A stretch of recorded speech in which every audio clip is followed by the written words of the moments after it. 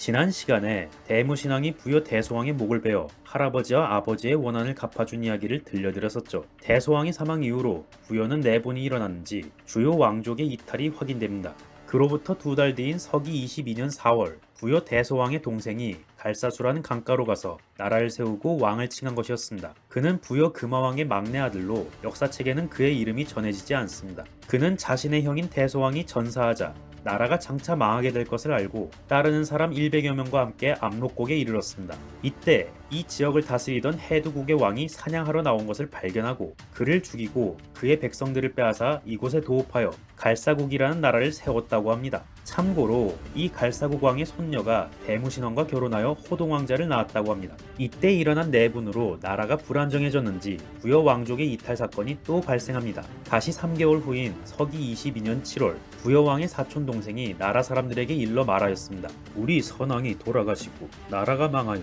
백성들이 기댈 곳이 없는데 왕의 아우는 도망하여 갈사국에 도읍하였다. 나 역시 못나고 어리석어 나라를 다시 일으킬 수가 없다. 그는 그렇게 말하고는 1만여 명과 함께 고구려로 투항해 왔습니다. 이에 대무신왕은 부여왕의 사촌동생을 봉하여 왕으로 삼고 연나부에 두었습니다. 그리고 그의 등에 줄무늬가 있었으므로 낚시라는 성씨를 주었다고 합니다. 제가 저번에 초기 고구려는 여러 부로 이루어진 나라라고 했죠. 이 기록에서 등장하는 연나부는 훗날 고구려의 왕후를 배출하는 부이며 고국천왕과 산사왕의 왕후를 역임한 우시왕후의 출신 부이기도 합니다. 부여 백성 1만여 명을 데리고 항복해온 부여 왕의 사촌 동생을 연나부에 두었다는 기록으로 볼 때 이때 연나부에 부여 유이민들이 많이 유입된 것으로 보입니다. 훗날 우시왕후가 부여의 형사취수제 풍습을 이용하여 권력을 잡게 된 것도 이때 들어온 부여 문화의 영향이 있지 않았을까 싶네요. 한편 이후 부여는 어떻게 되었을까요? 방금 살펴본 부여 왕의 사촌 동생이 한 발언을 얼핏 보면 대소왕의 사망 이후 부여가 완전히 멸망한 것처럼 보일 수도 있습니다. 그러나 부여는 이후에도 계속 등장합니다.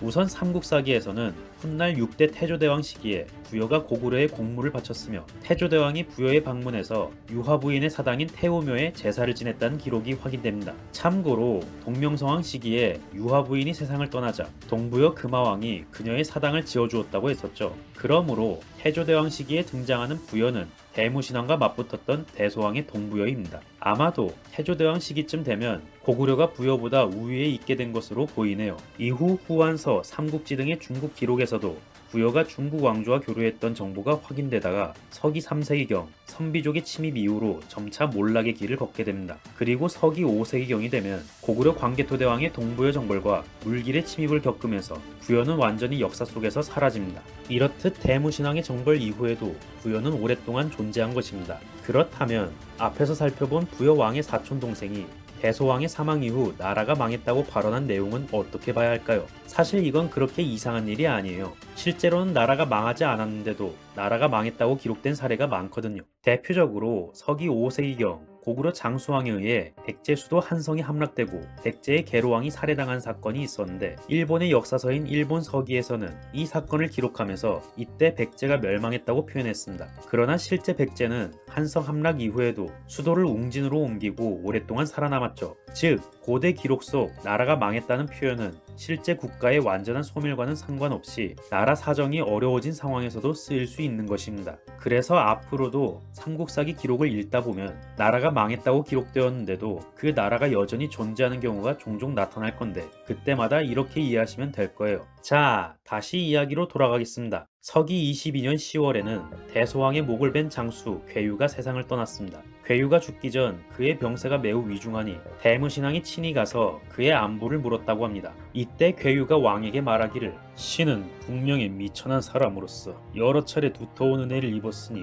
비록 죽어도 산 것과 같아 은혜에 보답할 일을 감히 잊지 못할 것입니다. 라고 말했다고 합니다. 대무신왕은 그의 말을 좋게 여겼고 그가 큰 공로가 있었으므로 북명산의 남쪽에 장사 지내고 담당 관리에게 명하여 때에 따라 제사를 지내주도록 했습니다. 대무신왕 시기에는 조직 개편 기록도 확인됩니다. 괴유가 세상을 떠난 지 3년 후인 서기 25년 2월 대무신왕은 을두지라는 신하를 우보로 삼고 군사와 나랏일을 맡겼습니다. 우보라는 관직은 조선시대로 치면 우의정이랑 비슷하다고 이해하면 되겠네요. 다음 해인 서기 26년 10월 대무신왕은 친히 개마국을 정벌하였습니다. 이때 대무신왕은 개마국의 왕을 죽이고 그 백성들을 위로하여 편안하도록 하는 한편 군사들에게 명하여 개마국을 노략질하지 못하게 하고 개마국 땅을 군현으로 삼았습니다. 그리고 2달 뒤인 그해 12월에는 개마국의 이웃 나라인 구다국의 왕이 개마국이 멸망했다는 소식을 듣고 자신에게도 그 피해가 미칠까봐 두려워하여 나라를 들어 항복해 왔습니다. 그렇게 대무신앙이 개척한 영토가 점차 넓어지게 되었습니다. 이 기록에서 대무신앙에게 정복당한 소국의 이름으로 나온 개마는 중국 역사서에도 나오는 지명입니다. 중국의 삼국지에 따르면 동옥전은 고구려 개마대산의 동쪽에 위치했다고 하는데 대무신앙에게 정복당한 개마국과 같은 이름입니다. 아마 고구려와 옥저 사이의 산간 지역을 개마라고 불렀던 것으로 보여요. 초기 고구려가 지금의 압록강 유역에 위치하였고 옥저가 함경도 연변 연해주 일대의 해안 지역에 위치했던 것으로 볼 때 대체로 이 개마대산을 지금의 북한 낙림산맥과 함경산맥 일대에 위치했을 것으로 추정합니다. 이 지명은 현재까지도 전해 내려와 북한에서는 이 지역을 개마고원이라고 부릅니다. 개마고원의 지명 유래가 여기서 나온 것이죠. 이때 대무신앙이 개마국과 인근의 구다국까지 정복했다는 것은 당시 고구려가 점차 한반도 방면으로 진출하게 되었음을 의미합니다. 참고로 옥저 지역 가운데 연변과 연해주 일대의 북옥저는 이미 동명성황 시기에 복속되었다고 했었죠. 그런데 대무신앙 시기에 개마국까지 점령했으니 이제 개마대산 넘어 함경남도의 남옥저까지 손쉽게 정복할 수 있게 된 것이고, 그러고 나면 동해안 루트를 이용해 남하할 수 있게 되는 것이었습니다. 다음 영상에서 설명하겠지만 이때 이루어진 한반도 방면으로의 확장은 남쪽의 낙랑 세력까지도 긴장시키게 됩니다. 이후 그로부터 한 달 뒤인 서기 27년 정월에는 앞서 우보로 임명했던 을두지를 승격시켜 좌보로 삼고 송옥구라는 신하를 우보로 삼았습니다. 한편 이때 중국은 왕망의 신나라가 들어선 지 얼마 안 되어 금방 무너지고 잠시 혼란한 시기를 보냈으나 광무제 유수가 전한을 계승하여 후한을 세우고 중원을 통일하면서 다시 한나라가 들어서게 된 상황이었습니다. 그렇게 후한이 세워진 지 얼마 안 된 시점인 서기 28년 7월 한나라의 요동태수가 병력을 거느리고 고구려에 쳐들어왔습니다. 대무신앙은 여러 신하를 모아 싸우고 지키는 계책을 물었습니다. 이때 우보 송옥구가 말하기를 지금 중국은 흉년이라 도적이 벌떼처럼 일어났음에도 명분도 없이 출병하였습니다. 이는 임금과 신하들이 결정한 책략이 아니라 필시 변방의 장수가 이익을 노리고 멋대로 우리나라를 침략한 것입니다. 하늘을 거역하고 민심에 어긋나니 군사는 반드시 성공할 수 없습니다. 험한 곳에 기대어 기묘한 계책을 내면 반드시 그들을 깨트릴 것입니다. 우보 송옥구는 당시 중국 정세를 정확하게 이해하고 있었습니다. 참고로 이때 중국은 비록 광무제에 의해 한나라가 재건되었다곤 해도 아직 완전히 복속되지 않은 군벌들도 남아있었으며 재정 역시 여유가 없었기 때문에 지방 행정구역들을 축소하고 대외 정책에도 소극적인 상황이었습니다. 따라서 송옥구의 말대로 이때 일어난 한나라의 고구려 공격은 광무제가 적극적으로 주도한 것이라기보다는 요동태수가 주도했을 가능성이 큽니다. 어쩌면 한나라 중앙정부의 후방 지원을 제대로 받지 못했을 수도 있죠. 그러니 지형지모를 활용하여 맞서 싸운다면 고구려에게도 충분히 승산이 있다는 얘기예요. 그러나 중국 내부의 사정이 좋지 않다고는 해도 요동의 대군을 상대하기 위해서는 구체적인 계책이 필요했습니다. 이때 송옥구에 이어 좌보 을두지가 말했습니다. 작은 적은 강해도 큰 적에게 잡히는 법입니다.